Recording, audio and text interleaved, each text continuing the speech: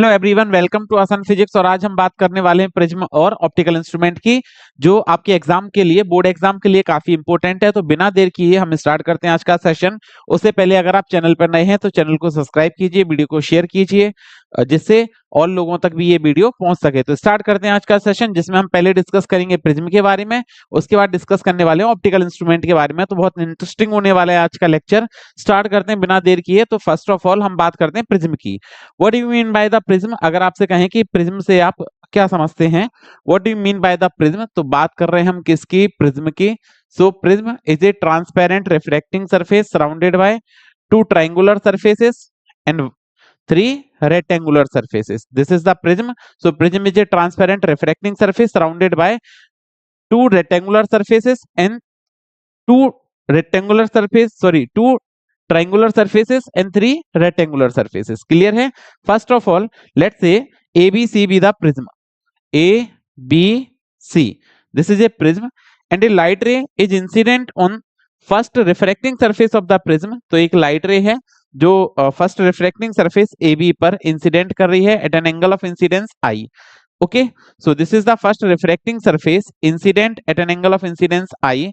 Then it get refracted, and after refraction from the surface, it get emerges at certain angle from the prism. ये clear हुआ क्या? Okay, तो आगे बात करते हैं। अब इंसिडेंट और रिफ्रैक्टेड रे कैलकुलेट करने के लिए आपने क्या करना है? प्रिज्म की इस सरफेस पर एक नॉर्मल ड्रॉ कर देना है। So this is the normal. Same इस सरफेस पर भी अगर आप नॉर्मल बनाते हैं, सो this is the normal on this surface. This is surface AB refracting surface and this is the AC refracting surface. This is the base of the prism. Clear है? And now here we have to consider the prism angle is A. Let this angle is prism angle and prism angle is called A. The light ray incident on first refracting surface after refraction. This is incident ray, refracted ray and this is emergent ray. Clear है? चलिए बात करते हैं यहाँ पे आगे हम. So the angle made by incident ray with the normal is called angle of incidence. Angle made by emergent ray with the normal is called angle of emergence. Clear है क्या? ओके, अब आपको क्या करना है यहाँ पे कि यहाँ पे इसको आगे एक्सटेंड करते हैं। ये लाइट रे एक्चुअली कैसे जानी चाहिए थी? इस तरह से मूव करनी चाहिए आपकी ये लाइट रे. So this light rays move in this direction like this. Actually अगर ये प्रिज्म की रिफ्रैक्टिंग सरफेस ना होती तो ये लाइट रे आपकी ऐसे मूव करती, एंड इस सरफेस को आप पीछे एक्सटेंड करेंगे. So this is called as angle of deviation of prism. क्या बोलने वाले हैं हम इसको? This is called as what? Angle of deviation of the prism. इसको हम एंगल ऑफ डेविएशन बोलने वाले हैं. So now here we have to taken this is angle of deviation delta. Okay, this is the P, this is point Q, this is R and this is S. This is R and this is S. Okay, so PQ be the incident ray, QR be the refracted ray and RS be the emergent ray. Angles की बात कर लेते हैं. ये point हमने इसको N बोल दिया. This is point N. Let's say this is the point M and this is ABC हो गया. Let's say this is point T. Okay, ये क्लियर हुआ कि आपको? चलिए बात कर लेते हैं. ये नॉर्मल है, ये रिफ्रैक्टेड रे है. So this is called angle of refraction R1. This is called angle of refraction. This is R2. This is R1 and this is R2. ये नॉर्मल से डायग्राम बना दिया. तो ये प्रिज्म का कंप्लीट डायग्राम है. Now we have to calculate the refractive index of prism material. फिर से सुने, प्रिज्म क्या है? तो prism is a transparent refracting surface surrounded by two triangular surfaces and three rectangular surfaces. Both the rectangular surface through which refraction of light will take place. एक refracting surface ये है and एक refracting surface ये है. So both the surface of prism through which refraction of light will take place is called refracting surface, and third surface of the prism, third rectangular surface is called base of the prism. And angle between both the refracting surface is called as prism angle. ये देखिए angle of deviation है. तो the angle made by emergent रे along the direction of incident ray is called angle of deviation of the prism. तो फटाफट से हमको refractive index calculate करना है. किसका कैलकुलेट करना है? प्रिज्म मटेरियल का. So now we have to calculate refractive index of prism material. तो यहाँ पे हम लिखते हैं refractive index of prism material. इसका डेरिवेशन बहुत इंपॉर्टेंट है, ऑफ प्रिज्म मटेरियल. तो आप इस डेरिवेशन को बहुत अच्छे से करें, आपके एग्जाम में आने के बहुत ज्यादा चांसेस होते हैं refractive index of prism material के। तो स्टार्ट करते हैं। क्या लिखना है? Let ABC be a prism, P Q is the incident ray, Q R refracted ray and R S be the emergent ray. So now we have to taken a quadrilateral A Q N R. पहला लिखा हमने in quadrilateral A Q N R, A Q N R. We have to talk about this quadrilateral A Q N R. चलिए देखिए एक बार देख लेते हैं कौन सा क्वाड्रिलेटरल बन रहा है। ए क्यू एन आर, इस टाइप से एक क्वाड्रिलेटरल है ए क्यू एन आर ए। दिख गया होगा आपको? क्लियर है? चलिए ये देखिए ये कितना एंगल बन रहा है, तो आप कहेंगे सर ये तो 90 डिग्री है। Q और N में ये A Q N, this angle is 90 degree and N R A, ये भी एंगल कितना बन रहा है? 90 डिग्री बन रहा है, क्योंकि ये नॉर्मल है और ये नॉर्मल बनाया आपने इस सरफेस पे। So both this angle is 90 degree. Clear है? So in quadrilateral A Q N R, और आपको पता है कि sum of four angle of quadrilateral is what? तो इट इज 360 डिग्री। 360 डिग्री है, तो first of all we have to write angle in quadrilateral AQNR. We have to take an angle AQN, AQN, AQN plus angle QNR, angle QNR, एक angle लिया QNR। Clear है क्या? Plus angle AQN QNR plus angle NRA, NRA plus angle RAQ, angle RAQ। Sum of four angle of a quadrilateral is what? 360 degree. Clear है क्या? First of all AQN, QNR, NRA और RAQ, ये आपने four angle लिए हैं, इनका सम कितना होगा? 360 degree. First of all AQN कितना है? ये अभी बताया था 90 डिग्री है। देखिए ये angle is, this is 90 degree, so this is 90 plus angle QNR plus angle NRA, ये भी एंगल कितना है जल्दी बताइए? 90 डिग्री है, सो plus 90 degree plus prism angle को आप A बोल दें, it is equal to 360 degree. Now angle QNR, ये कौन सा एंगल है जल्दी बताइए? QNR plus A is equal to 360 degree minus 180 degree. 90 plus 90 180, और 180 को इधर ट्रांसफर किया तो माइनस 180। दैट इज आपने यहाँ पे क्या लिखा? Angle QNR plus A is equal to 180 degree. This is the first equation. Clear हुआ क्या? चलिए आगे मूव करते हैं। ये फर्स्ट इक्वेशन हो गई। सेकंड हम लेते हैं यहाँ पे एक ट्राइंगल इन ट्राइंगल QNR। कौन सा ट्राइंगल ले रहे हैं? QNR। सो हमने लिखा इन ट्राइंगल QNR, और sum of three angle of a triangle is 180 degree. So we have to take a triangle QNR। कौन सा ले रहे हैं? QNR। देखिए अगर आप इस ट्राइंगल को समझना चाहते हैं तो ये ट्राइंगल ले रहे हैं कौन सा ट्राइंगल ले रहे हैं हम यहाँ पे? QNR, ये वाला ट्राइंगल, दिस ट्राइंगल QNR। ये क्लियर है क्या? चलिए, so sum of three angle of a triangle is what? जल्दी बताइए। 180 डिग्री, और 180 डिग्री है तो आपको लिखना चाहिए angle QNR plus angle NRQ plus angle RQN is equal to what? 180 degree. तो इनका सम आपका कितना होने वाला है? 180 डिग्री। क्लियर है क्या? ओके, थोड़ा सा इसको आगे हम सिंप्लीफाई करने जाएंगे और सिंप्लीफाई करते हैं। सो व्हाट इज QNR? ये वैल्यू अभी हमको पता नहीं है। So angle QNR plus NRQ, देखिए ये एंगल कितना है? R2। So this is R2 plus RQN, this is R1 is equal to 180 degree, and this is the equation number 2. Clear है? Now we have to compare equation first and second. Equation first को और equation second को हम compare कर लेते हैं। So from equation first and second we have to write, क्या लिखेंगे? From equation first and second first और सेकंड इक्वेशन को कंपेयर करिए तो देखिए angle Q N R plus A, क्योंकि ये 180 ये भी 180 तो कंपेयर किया जा सकता है, तो क्या लिखेंगे angle Q N R plus A is equal to what, angle Q N R plus R one plus R two. ये क्लियर हुआ क्या? चलिए अब यहाँ पे क्यू एन आर से क्यू एन आर आपने कैंसिल कर दिया, क्लियर है। So what is A, so prism angle A is equal to R one plus R two. This is the equation number 3। ये हमने प्रिज्म एंगल कैलकुलेट कर लिया, prism angle A is equal to R one plus R two. Now we have to taken a triangle Q M R. कौन सा triangle ले रहे हैं? Q M R, Q M R. चलिए तो in triangle, next क्या लिखते हैं, in triangle Q M R. कौन सा वाला ट्राइंगल है, एक बार इसमें थोड़ा सा अच्छे से दिखा देते हैं। देखिए क्यू एम आर ये वाला ट्राइंगल है, क्यू एम आर। आप सभी को दिख रहा होगा ये triangle.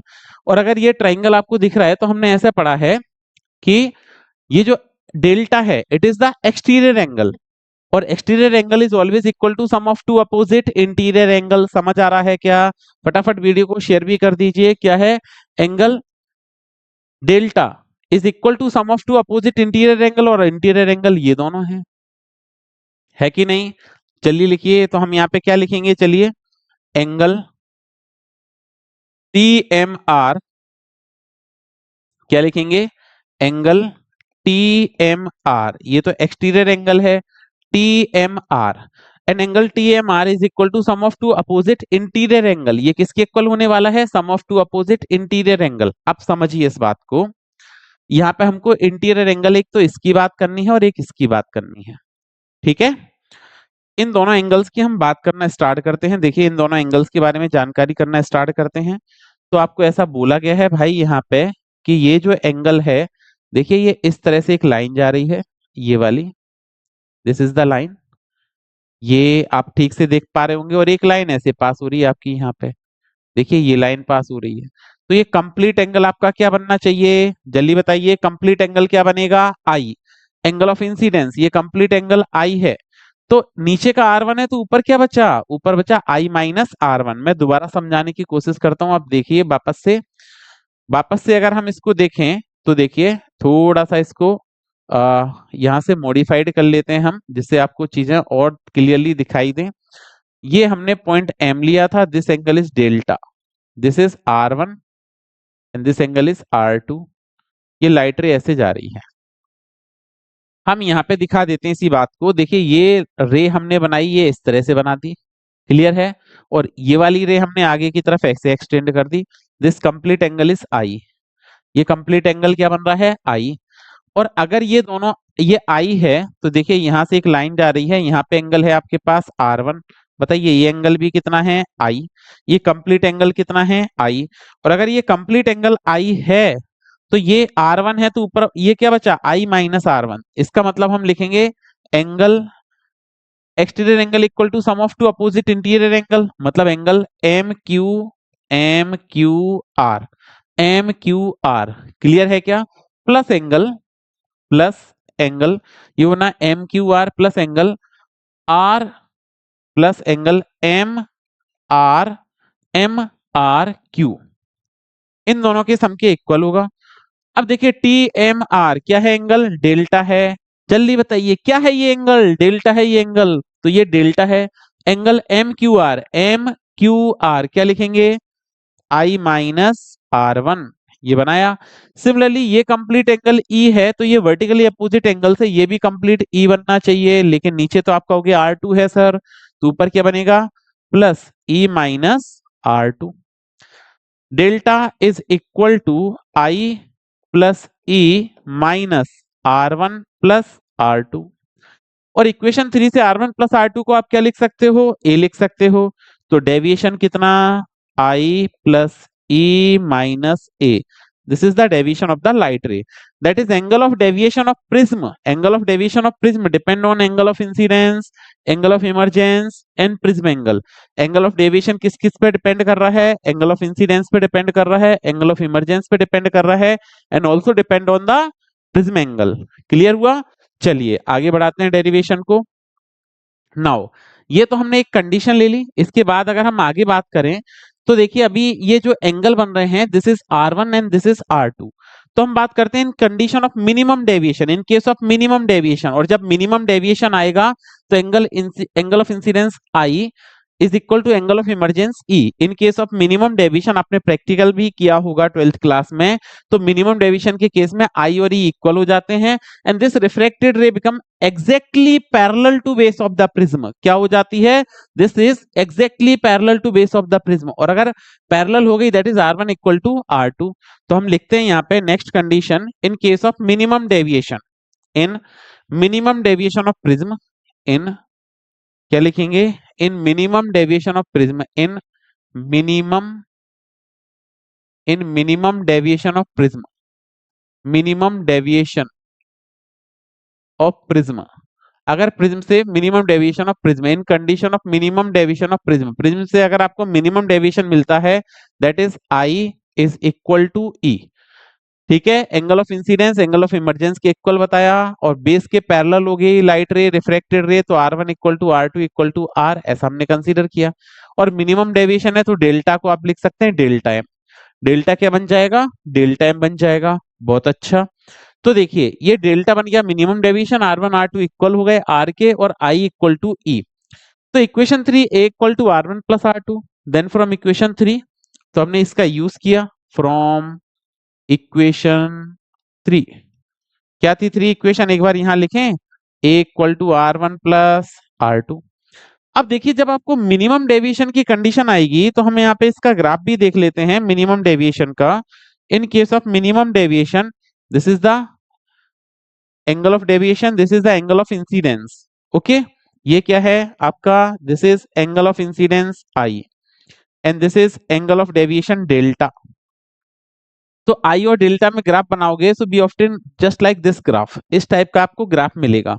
And in this graph ये जो पॉइंट है this point is called angle of minimum deviation. इस पॉइंट पर डेविएशन आपका जो है प्रिज्म में वो मिनिमम होगा, और मिनिमम डेविएशन होगा तो डेल्टा को आप डेल्टा M लिख सकते हैं, और angle of incidence angle of emergence के इक्वल हो जाएगा। क्लियर है क्या? चलिए, तो A equal to R1 plus R2, तो A इक्वल टू R1 को R लिखेंगे, R2 को R लिखेंगे, R प्लस R बना 2R equal to A। So what is A? R equal to A by 2। This is angle of refraction, R equal to A by 2। ये तो हमने equation 3 के help से solve किया। अगर हम इसमें इक्वेशन 4 को भी यूज करें तो फ्रॉम इक्वेशन 4, इक्वेशन 4 में हमने ऐसा पढ़ा था कि जो एंगल ऑफ डेविएशन है it depend on angle of incidence plus angle of emergence और प्रिज्म एंगल। देखिए ऐसे ही पढ़ा है, delta I plus E minus A। क्या पढ़ा है? I plus E minus A। इसको सिंप्लीफाई कर देते हैं तो आप कह रहे हैं मिनिमम डेविएशन के केस में डेल्टा को लिखो delta M, I plus E को भी I लिख सकते हैं माइनस A। ये क्लियर है? A को इधर ट्रांसफर करते हैं, A को ट्रांसफर करोगे तो ये बनेगा A plus delta M is equal to what? 2I। तो I की वैल्यू क्या आ गई? A plus delta M upon 2। This is the angle of incidence, this is the angle of refraction. अगर ये दोनों की वैल्यू आपने कैलकुलेट कर ली तो बाय स्नेल्स लॉ, किसकी हेल्प से हम सॉल्व करने वाले हैं? आगे हम स्नेल्स लॉ की हेल्प से सॉल्व करने वाले हैं, तो यहाँ पे लिखते हैं बाय स्नेल्स लॉ। अब देखिए स्नेल्स लॉ क्या बोलता है, तो स्नेल्स लॉ बोलता है refractive index mu equal to sine I upon sine R। This is the Snell's law. Now we have to put the value of I and R। ठीक है, यहाँ पे हम क्या कर रहे हैं? I की और R की वैल्यूज को पुट कर रहे हैं, और अगर आप I की और R की वैल्यू को पुट करेंगे तो mu equal to sine I बोले तो जल्दी बताओ, A plus delta M by 2, this is I, और R बोले तो साइन R मतलब A बाय 2। तो this is the formula of refractive index of prism material. ये क्या बना? This is the formula of refractive index of prism material. क्या बना? Mu is equal to sine A plus delta M by 2, और ये upon में क्या बनेगा जल्दी बताएं। तो sine a/2, this is the refractive index of prism material. तो ये डेरिवेशन जो है वो बोर्ड के लिए काफी इंपॉर्टेंट है। क्लियर है क्या? चलिए, तो ये हमारा जो प्रिज्म था इसमें से जनरली ये टॉपिक पूछ सकते हैं आपसे, तो इसको अच्छे से कीजिए।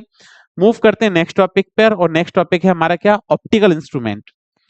ऑप्टिकल इंस्ट्रूमेंट में पहले आपको ऑप्टिकल इंस्ट्रूमेंट में क्या क्या पढ़ना है, तो देखिए optical instrument, and in optical instrument we have to discuss microscope and telescope।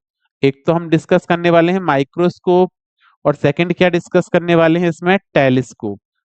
Okay, तो पहले इनकी डेफिनेशंस के बारे में समझते हैं। What do you mean by the microscope और टेलीस्कोप? अब ये माइक्रोस्कोप और टेलीस्कोप को पढ़ने से पहले हम एक टर्म समझते हैं, उसको हम क्या बोलेंगे, visible angle. visible angle, what do you mean by the visible angle? तो the angle subtended by object on the eye। कोई ऑब्जेक्ट जो है वो आई, आपके आई पर कितना एंगल सबटेंड कर रहा है उसको बोलते हैं visible angle.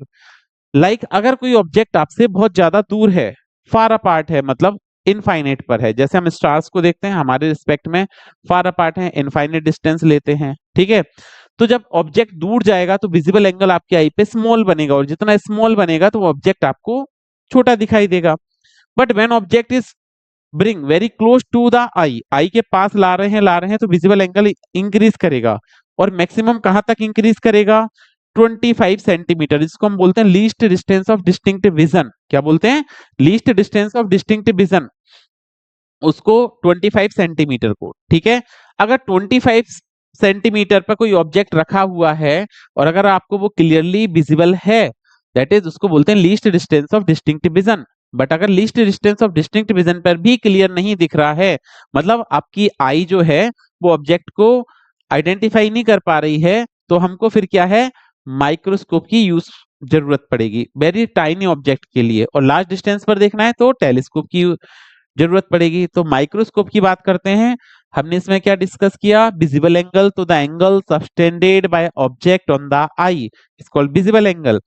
Perfect visible angle क्या होगा, least distance of distinct vision, that is object is at 25 centimetre from the eye. जैसे मैं ये ऑब्जेक्ट देख रहा हूँ, यहाँ से एक लाइट रे आई मेरे आई में गई, और यहाँ से भी एक लाइट रे आई में गई, उसने क्या बनाया, हमारी आई के अंदर कॉन्वेक्स लेंस है, उसने इसकी इमेज बनाई है ना। और जो हमको इमेज जो है, इसकी इमेज कैसी बनती है, इन्वर्टेड, बट हमको जो हमारा नर्व सिस्टम होता है, ठीक है, उसके हेल्प से हमको इमेज कैसी दिखती है, इरेक्ट दिखती है, ठीक है।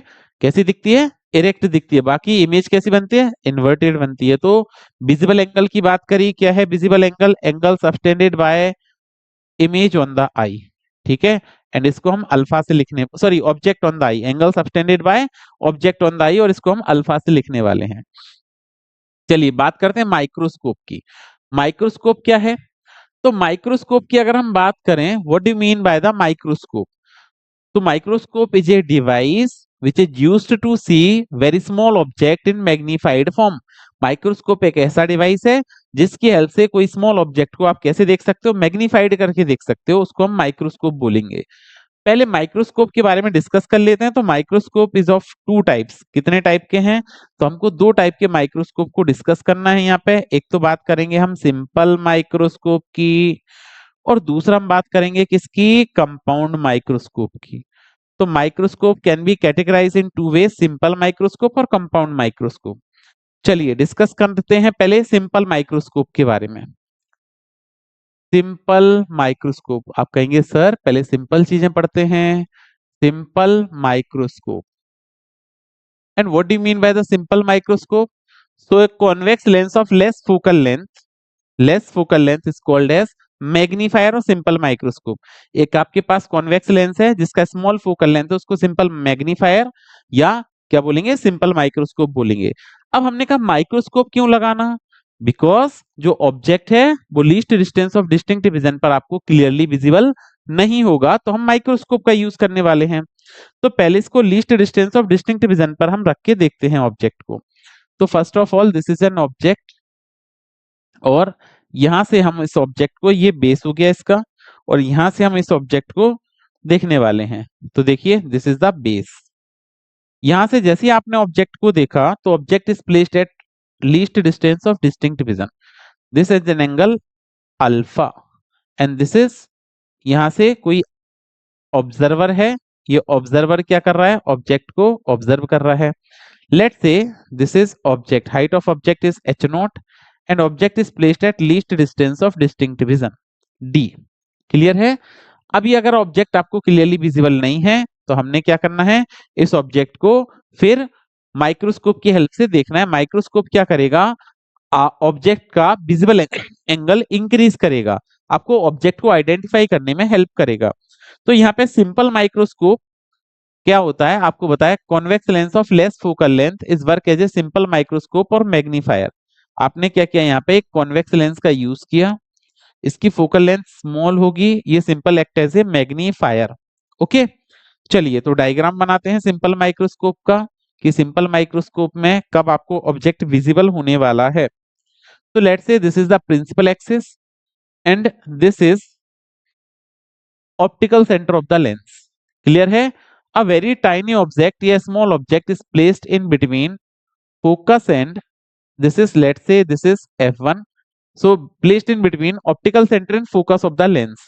So one light ray incident parallel to the principal axis and after refraction from lens it pass through focus.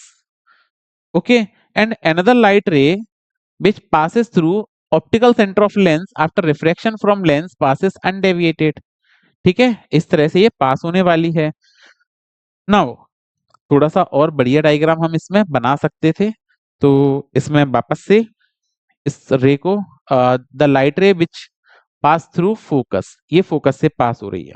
ठीक है, when these light ray on extending behind, देखिए ये इसका f1, this is f2। Okay, इस तरह से light रे की डायरेक्शन है, ये अनडेविएटेड पास हुई, ये पैरेलल टू प्रिंसिपल एक्सिस, तो पास थ्रू फोकस। क्लियर हुआ क्या? यहां से कोई ऑब्जर्वर है जो ऑब्जेक्ट को ऑब्जर्व कर रहा है, this is an observer. Okay, so when this light ray are extending behind then this seems to be meet at some further point from the object. यहां पर इसकी क्या हो रही है, फाइनल इमेज फॉर्म हो रही है। So this is the final image of an object, let's say this is the final image. Clear है क्या? ओके, तो यहाँ पे फाइनल इमेज इसकी फॉर्म हो गई, this is called a dash b dash, this is an object a b, let's say this height b h naught and this is angle beta। Clear है? So this is the final image. तो आपको क्या बताया कि convex lens of less focal length work as a magnifier और simple microscope. अब when in absence of this convex lens object is not clearly visible, so we have to use magnifier। So whenever an object is placed in front of convex lens and it is adjusted in between optical center and focus of the object, optical center and focus of the magnifier or convex lens, then their virtual erect and magnified image is formed at a dash b dash। Clear है? अब देखिए ये same line से form हो रहा है, तो this angle is beta, this is h naught. हमको इसमें कैलकुलेट करना है क्या, मैग्नीफाइंग पावर। अब मैग्निफिकेशन हैं visible angle with instrument, magnifying power यहाँ पे क्या होती है, visible angle with instrument to the visible angle without instrument, with instrument, instrument का मतलब माइक्रोस्कोप, माइक्रोस्कोप। ठीक है, तो visible angle with instrument to the visible angle without instrument, visible angle without instrument. तो यहाँ पे लिखने वाले हैं विजिबल एंगल विदाउट इंस्ट्रूमेंट। अब देखिए ये आपको अच्छे से समझना है, तभी कंपाउंड वाला बहुत अच्छे से समझ आएगा। क्लियर है क्या? तो देखिए visible angle with instrument to the visible angle without instrument. अब विजिबल एंगल विद इंस्ट्रूमेंट हम लिखते हैं tan beta divided by visible angle without instrument लिखते हैं tan अल्फा। ये क्लियर हुआ क्या? दिस इज tan अल्फा और tan beta. Let's say this is P O P Q, एक हमने ट्राइंगल लिया, तो यहाँ पे लिखते हैं in right angle triangle O P Q. इस ओ पी क्यू ट्राइंगल में आपको क्या लिखना चाहिए, tan alpha. tan alpha equal to formula जल्दी बताइए क्या होता है, परपेंडिकुलर अपॉन बेस परपेंडिकुलर कितना है एच नॉट और बेस क्या है डी। ओके, फिर देखिए एक और ट्राइंगल लेते हैं, राइट एंगल ट्राइंगल।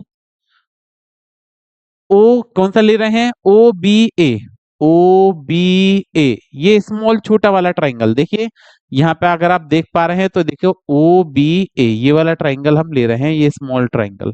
तो in right angle triangle O B A, अब ओ बी ए में लिखेंगे तो ये क्या बनेगा tan beta, and tan beta equal to perpendicular, perpendicular क्या है H naught upon base. Base का मतलब ये डिस्टेंस जो है ऑब्जेक्ट डिस्टेंस है, तो ऑब्जेक्ट डिस्टेंस को हम u लिखेंगे, क्या लिखेंगे u। तो h naught by u perpendicular upon base. Now we have to put the value of tan beta and tan alpha, और टेन बीटा और टेन अल्फा की अगर आप वैल्यू पुट करते हैं तो m is equal to what is tan beta h naught divided by u whole divided by what is the value of 10 alpha. So the value of 10 alpha is what? This is h naught by d. So this is h naught by d. चलिए आगे बात करते हैं इसकी, तो आगे बात करेंगे so m is what? m equal to h naught upon u into, ये थर्ड रेशियो से ऊपर जाएगा तो ये बनेगा d by h naught. So this is d divided by h naught. इसको आप करेंगे सिंप्लीफाई, और सिंप्लीफाई करने के बाद ये एच नॉट से H not cancel, so M equal to D by U. This is the magnifying power. Okay, this is the magnifying power of simple microscope. Clear है, this is the magnifying power of simple microscope, M equal to D by U. अब इसमें आप दो case समझ सकते हैं। देखिए case first, when final image is formed at, case first final image is formed at least distance of distinct vision, कहां बनेगी least distance of distinct vision. So when final image is formed at least distance of distinct vision then v equal to minus D. अब देखिए यहाँ पे v equal to minus D का मतलब ये final image कहां बन रही है d पर बन रही है, d पर ही बन रही है। और d पर कब बन रही है final image when object u equal to minus u। Object distance opposite direction में मेजर कर रहे हैं, देखिए इधर अपोजिट डायरेक्शन में तो माइनस आने वाला है, और डी भी इधर ही मेजर कर रहे हैं तो माइनस आने वाला है। ठीक है, तो बाय लेंस फॉर्मूला क्या पड़ा है one upon F equal to one upon V minus one upon U. Value डालते हैं so one by F is equal to one upon minus D minus one upon minus U. ये बात clear हुई क्या? बहुत अच्छे। इसको हम क्या लिखने वाले हैं one by F equal to minus one upon D minus minus plus one upon U. Both side multiplied by D, D से मल्टीप्लाई करेंगे तो D by F is equal to minus D upon D plus D upon U. क्या यहाँ पे एक D से D cancel हो जाएगा, डी से डी कैंसिल, माइनस वन बचा, माइनस वन को इधर लाएंगे तो plus one D by F equal to D by you.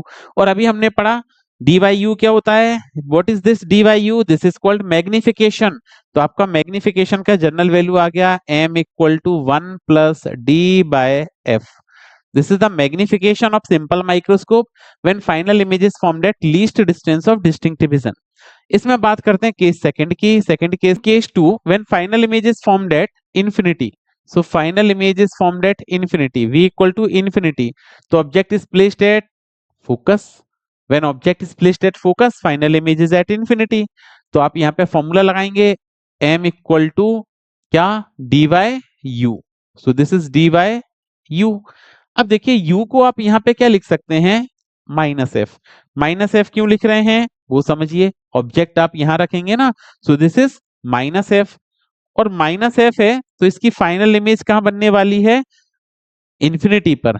तो डी कहां है, डी है आपका लीस्ट डिस्टेंस ऑफ डिस्टिंक्ट, मतलब ये डी तो आप इधर मेजर कर रहे हैं ना, और अगर डी को आप इधर मेजर कर रहे हो तो देखो m इज इक्वल टू आपको लिखना चाहिए minus D by minus U, minus F sorry, minus D by minus F, ये कैंसिल हो जाएगा। m इक्वल टू क्या आ जाएगा D by F. This is your case two. अब बात करते हैं आगे, नेक्स्ट है हमारा कंपाउंड माइक्रोस्कोप।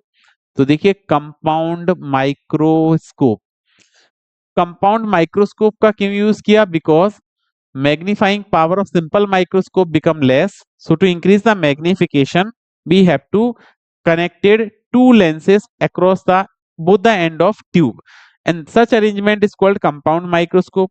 अब कंपाउंड माइक्रोस्कोप में आप क्या करेंगे, यहाँ पे there are we have to use two lenses, this is first lens called objective lens and this is the second lens called eye lens. This is called second lens and this second lens is what? Eye lens. तो यहाँ पे दो lens हो गए, एक objective हो गया, एक आई लेंस हो गया।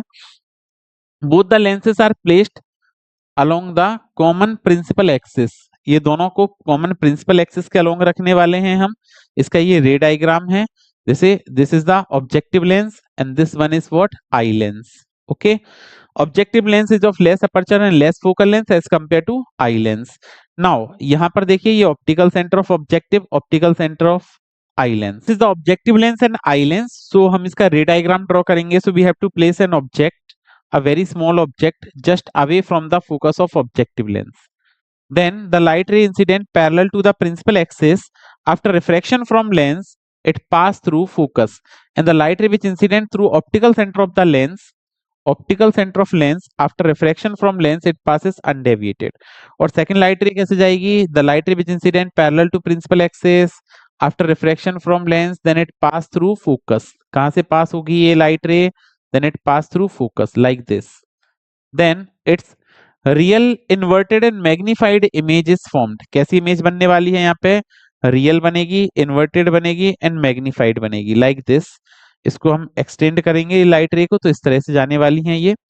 दिस इज द इमेज, ये फाइनल इमेज इसकी यहाँ बनने वाली है। This is the final image of an object, sorry ये आपकी final image, sorry image formed by objective lens. तो ये ऑब्जेक्टिव लेंस ने इसकी इमेज यहाँ फॉर्म कर दी। A B is an object और ए बी ऑब्जेक्ट की इमेज कहां बनी है? ए डैश बी डैश पर। क्लियर हुआ? चलिए, ये लाइट रे की डायरेक्शन कुछ इस तरह से है, डायरेक्शन जरूर बनानी है लाइट रे की। Okay, so and this is an observer, यहां पर कोई ऑब्जर्वर है जो इस ऑब्जेक्ट को ऑब्जर्व करेगा। ठीक है, सो क्या कहेंगे? Consider an object, tiny object A B is placed just away from focus of objective lens. This is the focus of objective lens. Okay, just away from the focus of objective lens. Then its real inverted and magnified image is formed by objective lens at A dash B dash. This image work as an object for the eye lens and it is adjusted in between optical center and focus of eye lens. Then its virtual erect and magnified image. इसकी कैसी image बनने वाली है? Virtual erect and magnified image is formed at A double dash B double dash, A double dash B double dash पर इसकी virtual erect और magnified image बनेगी। इसको थोड़ा सा हम यहाँ पे रोटेट कर देंगे इस तरह से, सॉरी प्रॉपर रोटेट नहीं किया है, तो ये लाइट रे आपकी इस तरह से रोटेट हो जाएगी यहाँ पे इसकी फाइनल इमेज बनने वाली है।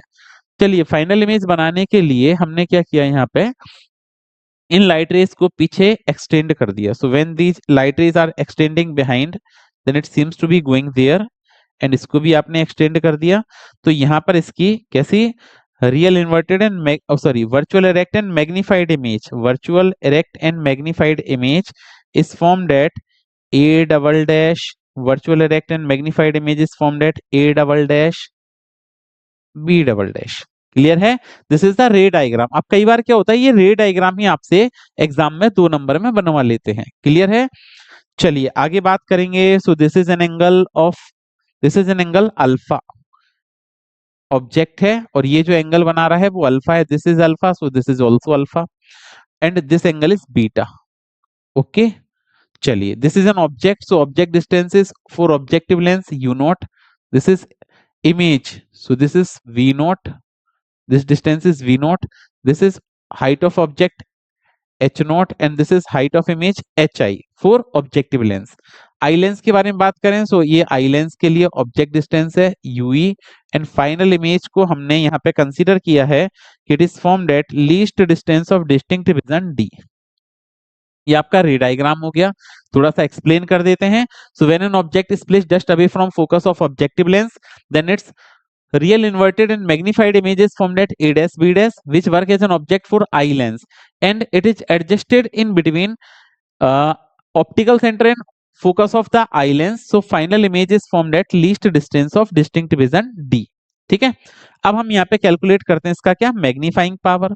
और मैग्नीफाइंग पावर अगर हम इसका कैलकुलेट करने जाएंगे तो मैग्नीफाइंग पावर के लिए हमने क्या फॉर्मूला पढ़ा है, मैग्नीफाइंग पावर के लिए फॉर्मूला पढ़ा है m equal to what, tan beta by tan alpha, और tan beta by tan alpha. अच्छा अब एक बात बताइए आप, टेन बीटा क्या है, तो यह है विजिबल एंगल विद इंस्ट्रूमेंट, और टेन अल्फा क्या है, visible angle without instrument. Tan beta is visible angle with instrument और tan alpha is visible angle without instrument. चलिए बात कर लेते हैं इनकी। तो देखिए हम यहाँ पे लिखेंगे m इज इक्वल टू, अब देखिए विदाउट इंस्ट्रूमेंट की अगर हम बात करें तो पहले आपने ये ऑब्जेक्ट है आपका, स्मॉल ऑब्जेक्ट है, ये विदाउट इंस्ट्रूमेंट आप देख रहे हैं इस ऑब्जेक्ट को, so this angle is alpha, okay, and this distance is what, आपने कहा कि d पे रख के देखेंगे पहले, this is height of object h not, और यहाँ पे कोई ऑब्जर्वर है जो इसको ऑब्जर्व कर रहा है, क्लियर है। तो पहले विदाउट इंस्ट्रूमेंट की बात कर लेते हैं, और विदाउट इंस्ट्रूमेंट अगर हम लिखेंगे तो इसको O, this is point P and this is Q। तो हमने लिखा in triangle OPQ, in right angle triangle OPQ। चलिए बताइए टेन अल्फा का फॉर्मूला क्या होगा, so this is tan alpha is equal to perpendicular, perpendicular is h naught divided by base, this is d। ये तो हो गया विदाउट इंस्ट्रूमेंट। अब विद इंस्ट्रूमेंट आपको कौन सी इमेज दिखने वाली है, ये फाइनल इमेज दिखने वाली है। कौन सी इमेज दिखेगी, ये फाइनल इमेज दिखने वाली है। तो हमने इसके लिए एक ट्राइंगल, ये ऑब्जेक्ट रखा है तो ये बीटा एंगल है, तो हमने लिखा इन ट्राइंगल, कौन सा, ई बी डैश ए डैश या ए डैश बी डैश ई, ये लिख दिया। चलिए बात करते हैं टेन बीटा की। So what is tan beta, tan beta is equal to perpendicular क्या है H I divided by base, base क्या है क्यूई।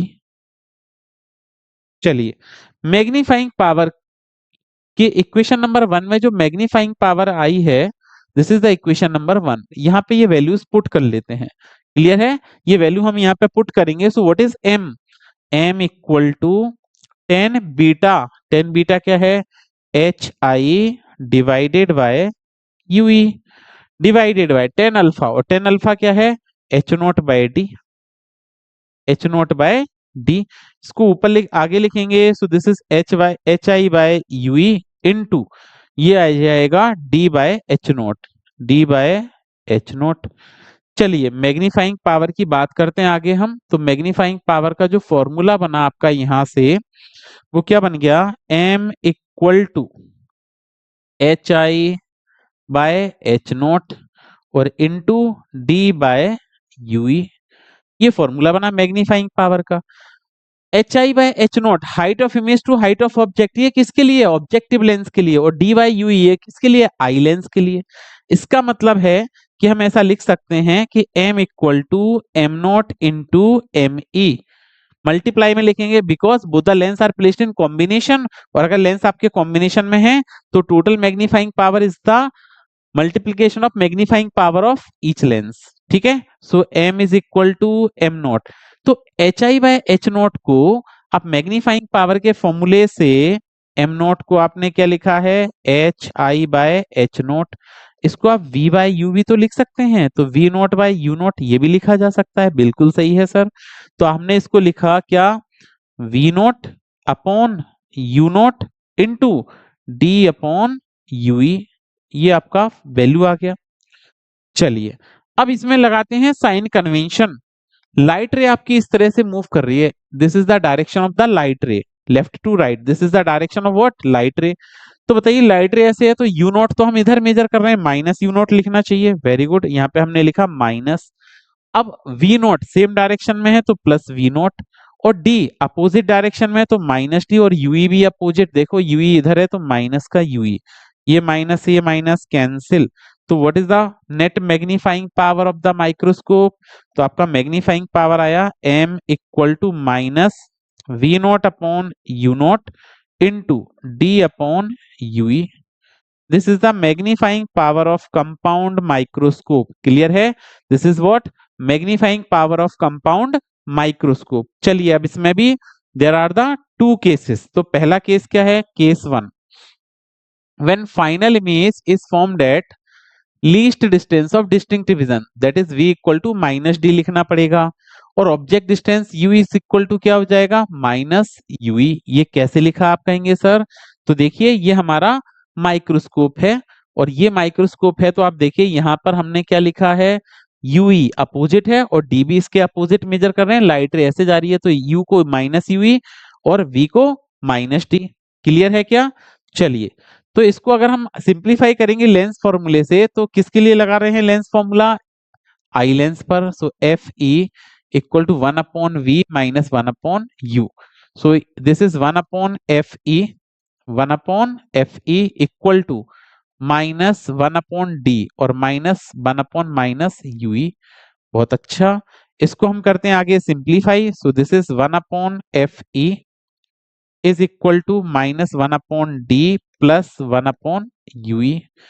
आपको बनाना क्या है मैग्नीफाइंग पावर बनाने के लिए?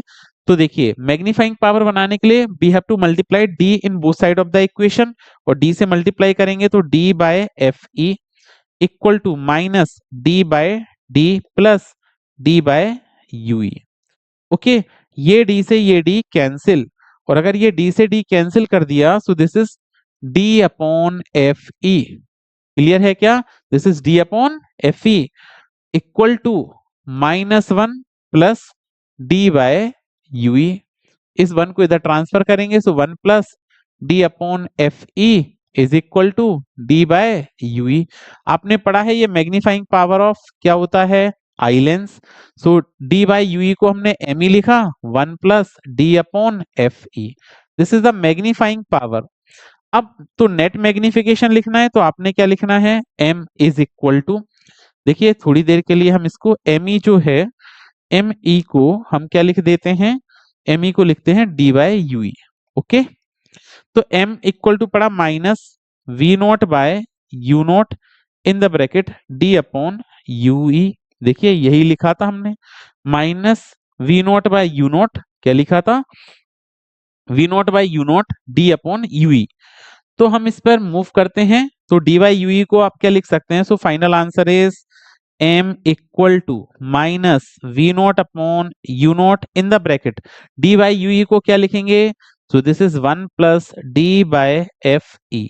This is your final result.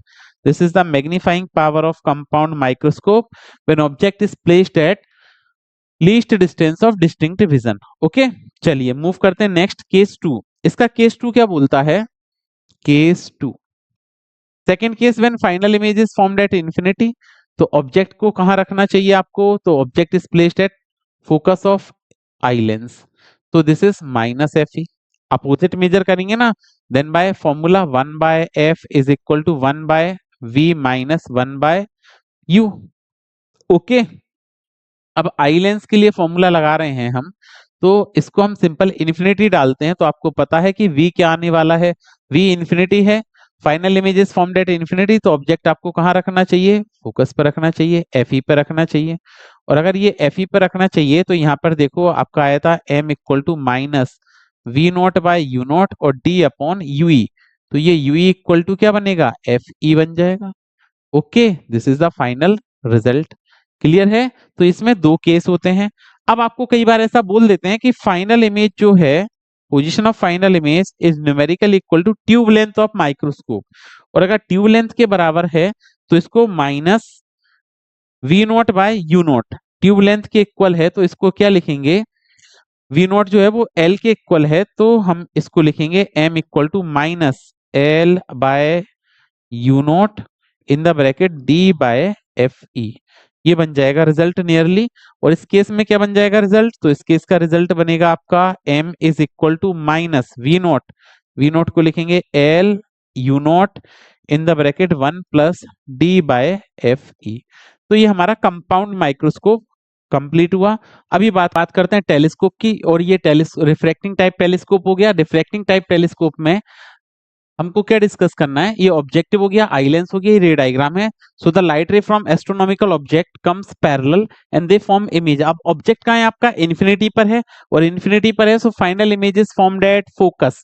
So this is the final image of astronomical object is formed at focus of objective lens. Now this image by objective lens work as an object for eye lens, ठीक है। So final image is formed at least distance of distinct division या near point. ये clear हुआ, ये रे diagram बनाया हमने। अब इसका जो मेन कंपोनेंट है वो क्या है, यहाँ पे we have to calculate the magnification. एक तो रे डायग्राम आपको अच्छे से बनाना चाहिए, now we have to calculate the magnification. So here magnification is what, magnification is tan beta by tan alpha. Magnification is what, tan beta by tan alpha. This is the magnification. Now alpha और beta calculate करते हैं। Alpha calculate करने के लिए we have to taken, this is the objective optical center of objective and this is the optical center of eye lens. So we have to taken a right angle triangle A dash B dash O. तो क्या लिखेंगे, in triangle A dash B dash O. इस triangle को देखें A dash B dash O. In this triangle tan alpha is what, perpendicular tan alpha, perpendicular मतलब A dash B dash divided by perpendicular divided by base मतलब OB dash। Clear है। So now it is tan alpha is equal to A dash B dash. What is A dash B dash? H. What is OB dash? OB dash is F naught. OB dash is F naught. ये tan alpha आया। फिर beta calculate करना है। So in triangle A dash B dash E, A dash B dash E.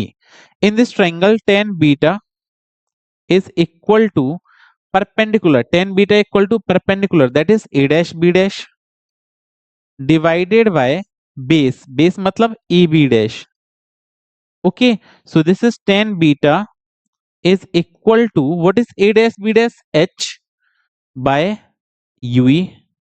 यहाँ पे ये value put कर देते हैं tan beta by tan alpha में। तो tan बीटा क्या है, H upon UE, and what is tan alpha, so it is H upon F not, H upon F naught.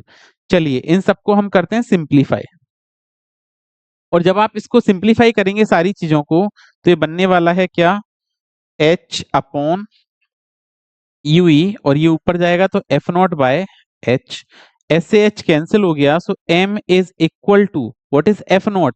देखिए लाइट रे ऐसे आ रही है, हम सेम डायरेक्शन में मेजर कर रहे हैं, सो F not is plus F not. Clear है क्या। और UE ये अपोजिट डायरेक्शन में है, so minus UE। So this is minus F naught by UE. This is the magnification of astronomical telescope. अब इसमें भी दो केस होते हैं, m equal to minus F not upon UE, m equal to minus F not divided by UE। ये magnifying power यहां से हमने कैलकुलेट कर ली, minus F not upon UE। Okay, अब इसमें एक टर्म आता है ट्यूब लेंथ। ट्यूब लेंथ का मतलब दोनों लेंसों का separation, separation of both the objective and eye lens. तो ट्यूब लेंथ यहाँ पे क्या आने वाली है आपकी, F not plus UE। This is the tube length, F not plus UE। अब देखिए यहाँ पे क्या केस बनता है, case one, when final image is formed at near point. Near point मतलब least distance of distinct division, और least distance of distinct division पे बनाएंगे तो V is equal to minus D। Final image, ये eye lens के लिए बात चल रही है, VE equal to minus D। अब देखिए least distance of distinct division पे बनेगा तो U equal to minus UE लिखना पड़ेगा आपको। चलिए by lens formula, 1 upon FE equal to 1 upon VE minus 1 upon UE। ठीक है, वैल्यू डालते हैं तो 1 upon FE equal to minus 1 upon D, और minus minus plus 1 upon UE। आप चाहें तो इसको U लिख सकते हैं, इनिशियली U UE के इक्वल है। Okay, magnifying power F naught by UE बनाना चाहिए आपको, तो F नॉट बाय UE क्या बनाना चाहिए, F नॉट बाय UE। तो ये F नॉट बाय UE बनेगा। चलिए तो क्या करते हैं, 1 अपॉन FE, सॉरी क्या लिखना चाहिए हमको, 1 अपॉन FE, इसको इधर लाएंगे तो plus 1 upon D is equal to 1 upon UE। Now multiplied by minus F not in both the side of equation. So आप लिखेंगे minus F not by UE, ये minus F not by UE, और equal to क्या लिखेंगे, minus F not, और इधर क्या लिखने वाले हैं, 1 upon FE plus 1 upon D। Okay, ये बन गया आपका क्या, M। This is the magnifying power, और यहां से हमने किसको कॉमन लिया, FE को कॉमन ले लिया, तो minus F not upon F ई, इसको कॉमन लिया तो ये 1 plus F E bye D. This is the magnifying power when final image is formed at near point. इसमें केस 2 है when final image is formed at far point, और far point पे बनेगा that is VE infinity. Object कहां रखा होना चाहिए, u equal to, जल्दी बताइए ऑब्जेक्ट कहां रखा होना चाहिए, focus of objective lens, focus of objective lens F E पे रखा होना चाहिए, फोकस पॉजिटिव एफ ई पे रखा होना चाहिए ऑब्जेक्ट। चलिए, तो लेंस फॉर्मूला अगर हम लगाते हैं तो 1 by F E is equal to 1 upon V E minus 1 upon UE. UE को हम क्या लिखेंगे, आई लेंस यू, ठीक है, या आप इसको माइनस यू लिख दें, ये माइनस माइनस प्लस हो जाएगा, तो 1 upon U is equal to 1 upon F E. तो u की वैल्यू आपको क्या डालनी चाहिए, एफ ई डालनी चाहिए, जो हमने अभी लिखा है। u की जगह हम इसमें एफ ई डाल देते हैं, u की जगह क्या डाल देते हैं, एफ ई। अगर आप इसमें u की जगह एफ ई डालेंगे तो देखो यू ई जो है वो एफ ई बन जाएगा, यू ई क्या बन जाएगा, F E. You actually object ही है, ऑब्जेक्टिव लेंस के लिए रखा है आपने, और ऑब्जेक्टिव लेंस के लिए रखा है, तो यू ई को हमने लिखा एफ ई, और यू ई को अगर एफ ई लिखा तो यू की वैल्यू एफ ई हो गई। तो ये फॉर्मूला बन जाएगा M is equal to minus F not upon F E. This is the magnification in second case. इस केस में ट्यूब लेंथ क्या है, यूई एफ ई के बराबर है, इसका मतलब है ये यूई को एफ ई लिखा, ये एफ नॉट लिखा, तो L equal to F not plus F E, क्योंकि ये डिस्टेंस है और डिस्टेंस नेवर भी नेगेटिव, तो एल को क्या लिखेंगे, F not plus F E. Okay, फिर रिफ्रैक्टिंग तो हो गया, रिफ्लेक्टिंग टाइप टेलीस्कोप की बात करते हैं। रिफ्लेक्टिंग कौन सा टेलीस्कोप है, reflecting type telescope. So in reflecting type telescope mirror is used as a objective, और अगर हम यहाँ पे मिरर को यूज करने वाले हैं तो देखिए this is a large size parabolic mirror in the form of convex mirror. Large size parabolic convex mirror, देखिए ये large size parabolic convex mirror होगा। यहां पर आपने क्या किया, दिस इज कॉन्वेक्स मिरर।